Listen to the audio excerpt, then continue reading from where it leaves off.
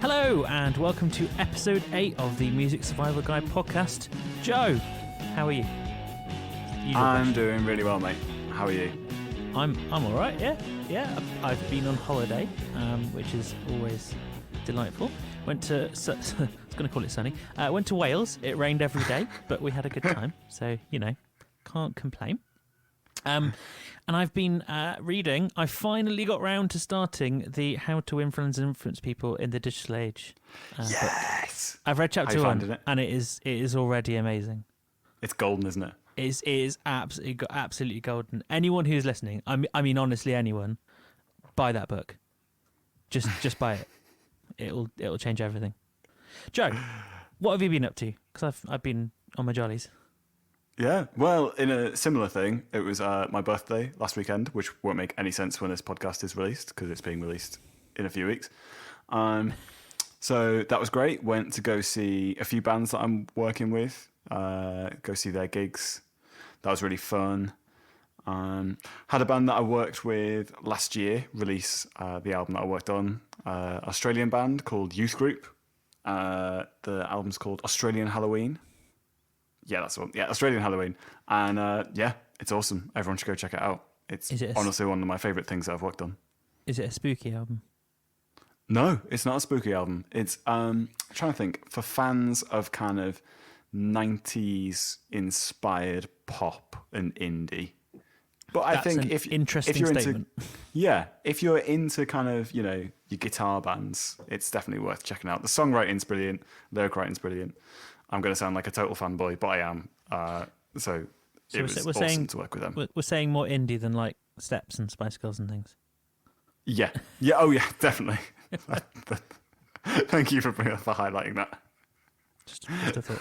Joe, what are we talking about this very week? So this week we're going to be talking about record deals. Ooh. Yeah. It's something that is synonymous with being in a band, really. I think it's what everyone, apart from, playing Glastonbury headline shows or whatever, everyone kind of sets out to get a record deal. They maybe see it as their pathway to playing those shows. So we just kind of want to break down what is a record deal in this current age as compared to, the halcyon good old days, and what are the alternatives if a record deal isn't on the cards. That's fair. That is entirely true. It is, for many, it's like the holy grail of being in a band. It's the thing to reach for. And when there's this kind of, I guess it's a misconception nowadays that what you need to do is you need to reach for this record deal, and you spend your time playing in pubs and sort of grinding it out, and then you get your record deal and you get to release your first album, and you go stratospheric. And to be honest, I don't know if there's that many bands nowadays that really do that. I can think of one. Of one band that has really had that, is Royal Blood. They were probably the last band that really just released an album and went massive. It's not that long ago, actually, but still. It's quite rare. Yeah, I think also it's important to highlight in those scenarios that a lot of work goes in before the release. What can often seem as an overnight success can be a project that's been in the making for 5 or 6 years. And I know in the case of it seemed like the 1975 came out of nowhere. Like, regardless of your opinions on what their music sounds like, they went huge on both sides of the Atlantic really quickly. But I'm pretty sure they had a different name before they kind of got signed to a label. So I think there was kind of a lot going on, and then they were repackaged and presented to the world. They didn't have the immediate overnight success that it seems. Please tell me they used to be called 1974. Or just blocked on a year. That would be amazing. Although that would have been great. So yeah, I think a really important thing to break down first is, why do people want a record deal? Like, why is it so desirable? So I guess there's the historic precedent is what I would call it, to use my big words. It's the fact that, you know, everyone has the bands and the artists that they look up to from, you know, usually like from the 50s to the 90s, that kind of era, and they go, well, you know, Led Zeppelin had a record deal, so I've got to have one. That's the way it works. I guess it's a desire. If I'm going to get really kind of psychological about it, it's a desire to be in the position to have someone else do your promotion for you, in part, and to go, you know, for this record company to throw loads of money at you, and you get to go to the studio for, you know, a year and record your album and spend all your time experimenting, and then you get to release it to the world. And unfortunately, I wish it were not true. It's not really like that anymore. Gone are the days when you got to spend a year in a studio. But there we are. I think that's why many people kind of look up to the idea of a record deal. Don't know what do you think? Yeah, I think there's a really interesting psychological point with being signed to a record deal. It's almost seen as like a marker of success. You just kind of go, well, we've got a deal, we've made it. I mean, both of us work in creative music fields. It can be a difficult question to have with like family members, friends, people you meet, to kind of say, oh, well, I'm in a band, or, you know, I'm a producer or whatever. But specifically, if you were saying I make music, if you can have the thing in your back pocket of just going, oh yeah, and I'm signed to a label, it changes the dynamic of the conversation entirely. It kind of makes people take you more seriously. There's almost an assumption that if you don't have a record deal, that your music isn't any good, or you're not making a career out of it. It's the wrong. It's the wrong thing. It's a complete misconception. But unfortunately, I think that's still the case amongst people outside of the music industry. Yeah, there's still this kind of fantasy, frankly, that the only way to make an income and to actually survive on music is to have a record deal. And the thing you've got to bear in mind is it looks to us here like back in the good old days, to use our favourite phrase, it looks like every band had a record deal, and that is not true. So for every Led Zeppelin, I've used them already, why not? There will be 100 other bands from the era that just did not make it. And the only reason why we know about Led Zeppelin as opposed to them is that they release music, and we can still hear it today, whereas all these other bands who didn't have a record deal couldn't release their music. And that's just because of I guess it's a product of when they were. Recording was a lot harder back then, and you had to have a lot more money back then, which is why it was a bit more exclusive. Yeah, I think it's really, really interesting that you've highlighted the word exclusive there, because since the democratization of technology and all these resources, aka basically the internet, in the halcyon days, those weren't an option. If you wanted to make a living and get your music heard, you had to have the backing of a big corporation or a huge investment to go into a studio, to physically have your music pressed onto vinyl, to have it distributed, to have it put in front of the right people. Whereas now, with the internet and with slightly cheaper recording costs, and I think that's a conversation for another time to actually specifically talk about recording. But in terms of distribution and getting your music heard, it's now a much more even playing field than it ever has been. Totally. But what that means, I guess, practically, is that instead of going out gigging and I don't want to use like combative terms, but kind of fighting for attention from record labels, with, you know, as alongside everyone else who you're gigging with and other bands around your area, instead of that, you are almost actively looking for fans, if that makes sense. So you can almost bypass that, I guess, middle management stage of a record company nowadays, and you can actually go straight to, with the internet, you can go straight to potential fans and go, look, here's my music, here it is. It doesn't have to be on vinyl. We don't have to go to a pressing plant and spend loads of money to get that sorted. You can listen to my music and see what you think.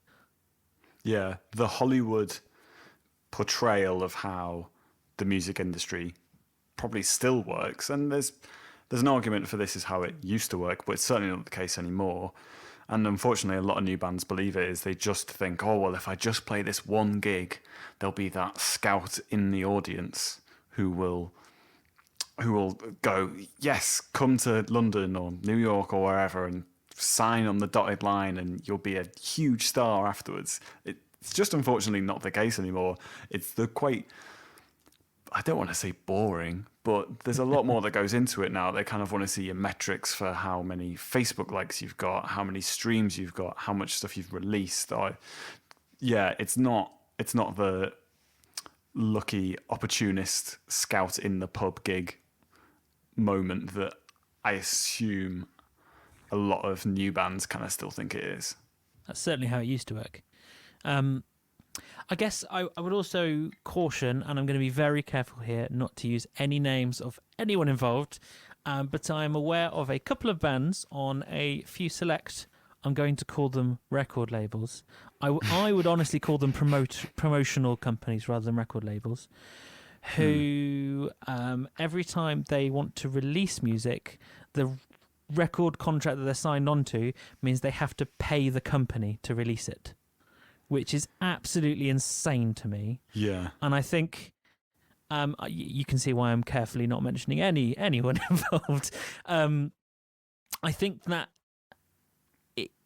bands can find themselves attracted to someone who says, I will promote your music, I will, help you release it, whatever it is. Just because of this, I guess, this fantasy, it's very strong words, idea of how the music industry should work. And it has moved on. Now, having said that, if Universal Music comes up to you and offers you a deal, don't go, well, it's the 21st century, you're dead to me. You've got to assess that situation quite carefully. It may be a deal worth taking. We are not lawyers. You would need to get a music lawyer involved to check any contracts. Just worth saying that now. But that may be something worth considering because they would push you forward. But you don't have to have that. It's not a prerequisite to success. There's a lot, I think, that translate from a previous episode we've done about getting signed to management or doing management deals. The same kind of principles about doing your research and due diligence, and we go into much more detail about it, can, I think, be applied to the same thing as signing a record deal. Obviously, there's differences, but as a whole, I think the same rules and advice apply to management as they do to record deals. Episode 5, I believe. Episode well Check remembered. me out. Check me out. Anyway, Joe, to move the conversation on just a little bit, what would you say it means to kind of go DIY, in inverted commas, as a band in the 21st century? Yeah, DIY, for me personally, I would almost kind of assume it often gets used in terms of recording rather than in distribution. But in this case, we're going to use it for recording. And DIY is either not being attached to a label. So that doesn't necessarily mean you haven't got management or you're signed to a promotion deal, but not being attached to a record label or having your own record label and releasing it under that. Being totally independent and you're funding everything yourself. Is that a good way of explaining it? Yeah, I mean that. I think that about covers it. To be honest, it's not being. I was about to say the same thing. It's not being signed to a record label who will help you with your financial costs of recording an album and help you sort of push it wide into the media, if that makes sense. Mm-hmm. But a promotional company can do that, so it's a very grey area. But it's all technical, isn't it? It's blurred lines, yeah. It's a really difficult one to kind of make a clear, defining line, mostly because every record deal is totally different. So, like you just said, there was an example there of bands who sign record deals where they've got to pay to release their own music. Never and do I'm that. not really sure how that would work. You've got, I think, what everyone's fantasy record deal is where, you know, Warner Brothers or Universal turn around and they go, here's X amount of money, go work with whoever you like, come back with us, to us in 8 months with your debut album. We'll make sure it gets on HMV and Radio 1 and career there. Success lies within. Yeah, I think there's so much variation in it. It's really quite difficult. Yeah. Difficult to define every type of record deal with inverted commas. But yeah, to be totally independent is to forego all of that. Yeah. I mean, there's when we say sort of self-funding releases, it doesn't have to necessarily be that. So referring to a previous episode, you can use things like Kickstarter. If you've got enough of a following and you can make a go of an album with Kickstarter, you could probably, I'm not going to say definitely, probably forego a record contract. If you've got enough fans to fund a well-recorded album and a well kind of produced album, then you're almost kind of away, if that makes sense. If I'm honest, there's so much we could cover in this topic. There's so many things we could say. I think it's worth saying that in the 21st century, record companies are finding it harder since kind of the downloads thing, Napster. If anyone remembers that, Napster versus Metallica, excellent. That was when it all changed, I think, about 2001. And since then, the music industry has actually contracted a lot. Now, that's not to say that no one makes money. That's not to say that it's impossible to make a career of your music. But it will often now be that the way you make money is different to the way that bands made money before. So there's a lot of kind of, big old bands on their record deals who made money, like the Beatles actually, in their later career. They never toured, they just released music, and that was enough for them, and they could do that. Now, I don't think you could do that in 2019. I don't think there is, if I'm honest, enough money to be made, especially if you're an independent band, just recording and releasing music. I think bands need, certainly within my niche, need to tour. They need to sell merch and things like that, and the music is a very essential part of it, but is not necessarily the way you're making all your money nowadays. Yeah, I think... Sorry, that was a very long ramble. No, it makes perfect sense. There's an element to it as well where those all feed into one another. So to kind of tour, you have to have music to kind of pique interest in that, and then you can tour that, and then you release music and tour it. They kind of all feed into one another. So yeah, there's something as well. It's a trend that I've started to notice now, is that you can find a lot of bands who may have been signed to major record labels in the past, but now that they kind of have the following and now that they have those connections or the reputation, they are now foregoing record deals and kind of releasing them on their own. There's probably quite a lot of bands who almost give their career a kind of kick with a record contract, and then frankly get to a certain point and go, well, we can do this ourselves. And it's very possible. And a lot of those bands, I bet they're doing like Kickstarter type things, because they'll definitely have the following to really get that kind of thing going.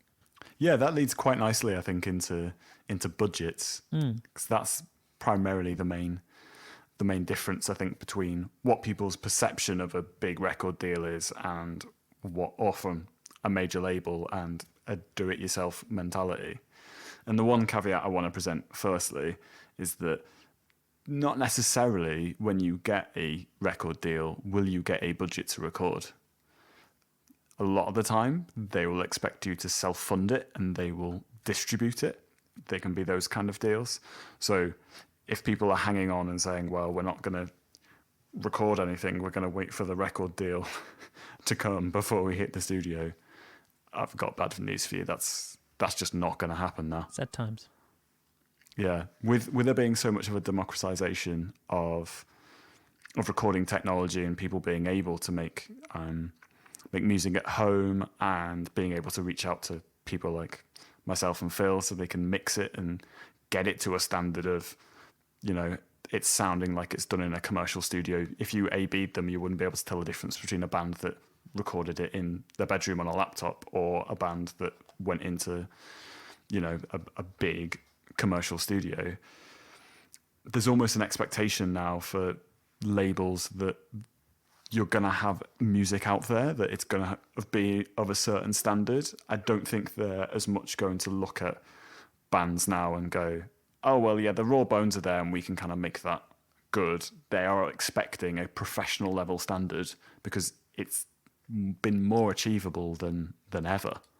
So there are people within the music industry, artists in the music industry, who have literally recorded a song in their bedroom, or some music in their bedroom, and then maybe outsource the mixing, whatever they want to do, and it has charted, and they have literally like got onto the UK charts or wherever country they're in. From that, I couldn't name any of them, but I know they exist. So it's a real kind of changed landscape from even like 20 years ago. Yeah, I think there's an element. I don't want to sound too harsh about it, but there aren't excuses anymore. I think a lot of people would kind of get away with saying, oh, well, our music doesn't do well because, you know, it wasn't we don't have a record deal and it wasn't done by so-and-so and so-and-so. There's now every option to do some recording in home studio environments and send it to people like myself and Phil, and they will sound professional standard. If your music is good enough at that point, if the songs are good enough, if you can write a chorus, then you'll get noticed. There's no real excuses anymore for saying, oh, we can't do this, we can't do that. That's the one advantage I think people have over the halcyon days of the music industry. Yes, it's a bit of a punk mentality, isn't it? Is that you can go and almost like do it yourself. It's that you don't need to wait for a big record company to come along and shake the wand and make all your dreams come true. You can go and if you want to release an EP this year, you can go and make it happen. It's really possible, and it's not actually that expensive. Yeah, which is crazy, but it's really cool. That's the amazing thing I think a lot of bands take for granted. They don't appreciate that they currently are in a time where you could form a band on Friday and you could release an EP by the following week. And it could be on Spotify and someone from the other side of the world could hear it. That is crazy. That just wasn't possible at all in like the so-called golden era of it. I mean, say for example, this podcast mostly gets listened to British and Americans, and where have we got one person who listens to this podcast from? One Hungarian. Hello. If it is you, please email in. Reach out. Because we really want to find out how you got. I mean, it's amazing, but we really want to. We just want to find out more. Email us. Email in the show notes. And the one thing I would say, if you are, this is turning into a bit of an advert. If you are in a band and you're thinking about recording at home, I would say if you want to reach out to me or to Joe to mix, don't feel ashamed of yourself, for want of a better word, for not going to some really high-end studio and recording it. We love working, with stuff that's been recorded in a studio where they have, these really fancy and crazy expensive mics. But I also love, and in fact I almost love it more, bands who've recorded themselves, who've gone, we want to get our music out and we want to make it as good as possible, and so they get to put in loads of time. I guess that's the advantage. We're going to talk about this another week, but this is, just a little foretaste. Yeah, I totally agree with that. I know certainly it's with me, and I mean, we've had these conversations, me and Phil, off the podcast. There's a great satisfaction of a mixing engineer of one person turning to another and they go, oh yeah, I seen you worked on the mix for that band. Yeah, those drums sound amazing. And you can just turn around to them and go, yeah, the band did it in like their grandmother's basement, and it sounds, I mixed it and it sounds like that. Those are the type of anecdotes that mix engineers really enjoy talking about. So there is no right way or wrong way. A further for the thing I'd add to that, like you say, it's kind of starting to turn into an advert, is I think as mix engineers, the common misconception is that we're kind of supposed to only receive the final thing. Like it should be perfect. It needs to sound technically perfect for us to work on it. I know personally one thing that I offer is if you're kind of unsure about stuff, I offer production advice.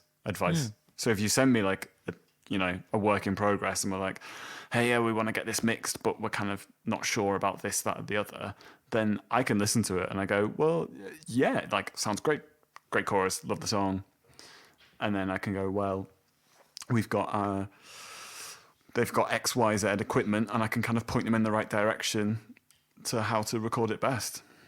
Add more cowbell. Always more cowbell. Double track the cowbell.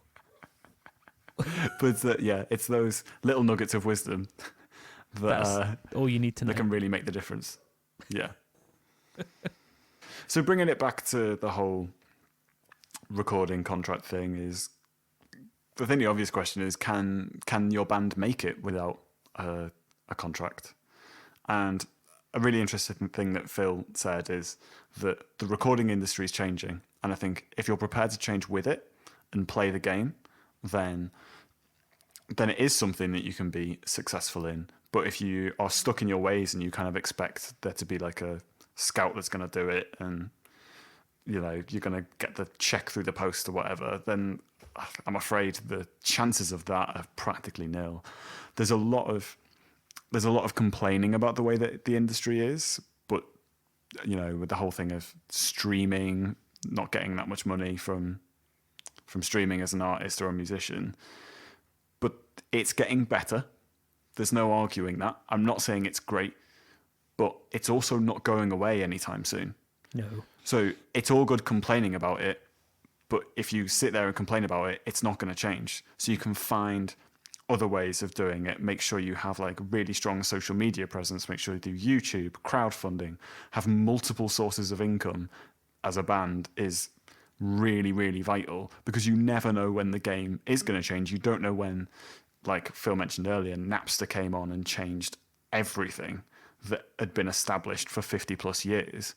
You never know when the next Napster moment is going to happen, and streaming is now irrelevant. So having those multiple sources of income, those multiple points of attack, is something that would be really, really important for making an income without a major record label involved. We'll probably discuss multiple sources of income in a future episode, because that sounds like a really good topic that I don't think we've covered at all, really, until now. There's a thought. I think this actually gets to the heart of the reason why we called our podcast the Music Survival Guide podcast, is that it's a changing industry, and it's actually changing really rapidly. If you want to look at the last 10, 20 years, it's completely changed. It's nothing like it was. And if you are willing, as Joe said, if you are willing to sort of embrace change and work with it and try and find a way through, and a way to survive and thrive in the industry, you're going to go far. If you are, as Joe said, if you think it's 1973 and you're waiting for someone to discover you, you are going to probably be quite disappointed. There are two different types of people. There are those that kind of sit there and almost play the victim game of, oh, why isn't it like what it used to be like? That sounded great.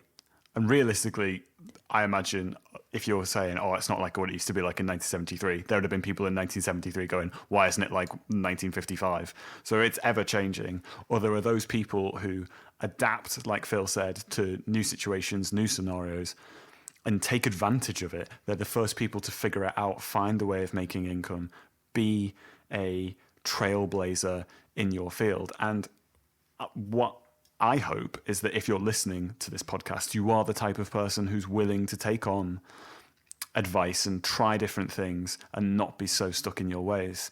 So, it might sound slightly egotistical of us to say this, but if you're listening to the podcast, then you're probably in the best of those two camps. Hopefully. And if you're not, then please move camp. I thought you were going to tell them to go away. I was tempted, but no, that's too rude. Can't do that. We need our precious, We need the reviews. precious listeners. So that was a bit of a rambly discussion on record deals in 2019. It may not be a bit rambly if Joe edits out our rambles and makes it a bit more coherent. We'll see. If you want to get in contact with us, then you can find us on our Facebook page, which is the Music Survivor Guide podcast, or you can email us to any of our email addresses. They are, in fact, all in the show notes because I'm a bit tired of saying them. There we are, just being honest. That's fair enough. We would love some reviews of this podcast, as currently, as I understand it, we have 0. And reviews help people to find our podcasts and discover it, and that would be great. 5-star reviews would be appreciated, but not mandatory. Be honest, but be nice. If you're going to be mean, don't bother. Yeah, please don't bother if you're going to be mean. Yeah, so reviews be really, really important to us. It would mean the world to me and Phil if you could leave us one on Apple Podcasts, preferably. But we'll take a review wherever we can get it. Also, give us some feedback on what you think so far on topics. Is there anything you feel like we're not covering? Anything you want us to go further in depth into? Just let us know. There's no such thing as a daft question or daft suggestion. We would love ideas because it helps us just help you better. As cheesy as that sounds. No, but that's what we're here for. Very true. So until next time, we will see you. It's a goodbye from me. It's a goodbye from him. I love a cheesy ending.